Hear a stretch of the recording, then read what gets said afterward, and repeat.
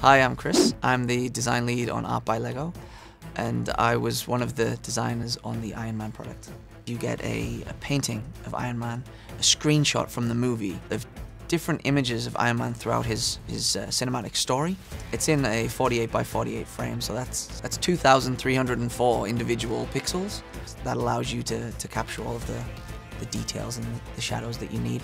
It's a flat image that you can then place on the wall and you can hang in your bedroom or your office. Or you can, if you're a really big Iron Man fan, you can combine all three together and you can create an ultimate Iron Man in a very dynamic pose. So we picked the first Mark III from the first movie. We picked the HULKBUSTER because it's just so different and unique by itself. And then we also picked the one from the latest movie, the Mark LXXXV, because that is the first time you ever see him. That's when he battles the Hulk, which is very memorable, and then that's also the last suit that he ever has. So we felt that those three choices covered his whole story as a character. From a building perspective, that actually makes the rebuildability possible, because also those three suits share the same color combinations. You can do whatever you want with this product, and we've tried to maximize the variety that's achievable. So we designed this new, it's a 16 by 16 brick that allows you to divide each image into 9 sections. And you can tackle the picture square by square. We introduced what we call a hanger piece, and that's basically because never before has Lego models been hung on a wall.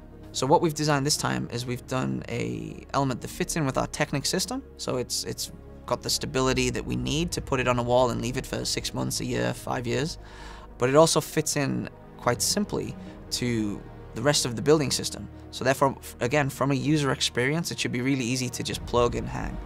The good thing about Art by Lego is that we're not just offering a building experience. We're actually combining that with a fully immersive audio experience.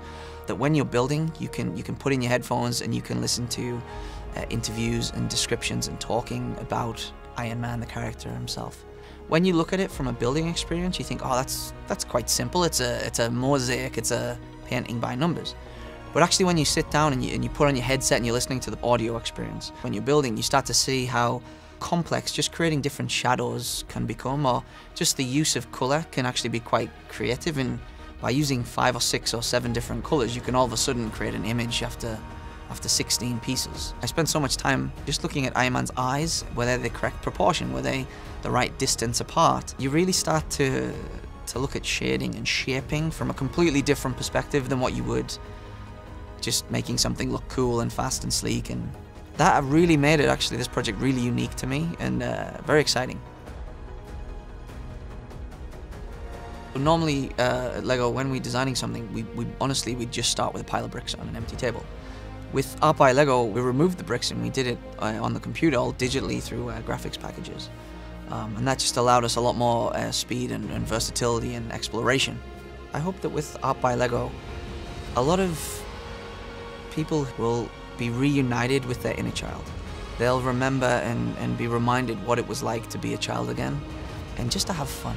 There's so much going on, and you're too busy all the time, and you're thinking about a million things, and sometimes people just need to take some me time. And I think that with Art by Lego, people can just step aside, put everything on pause, and just sit down and have some me time and just enjoy their passion point. And if that's being a big fan of Iron Man, then here's 4 hours that you can spend really just focusing on what you enjoy.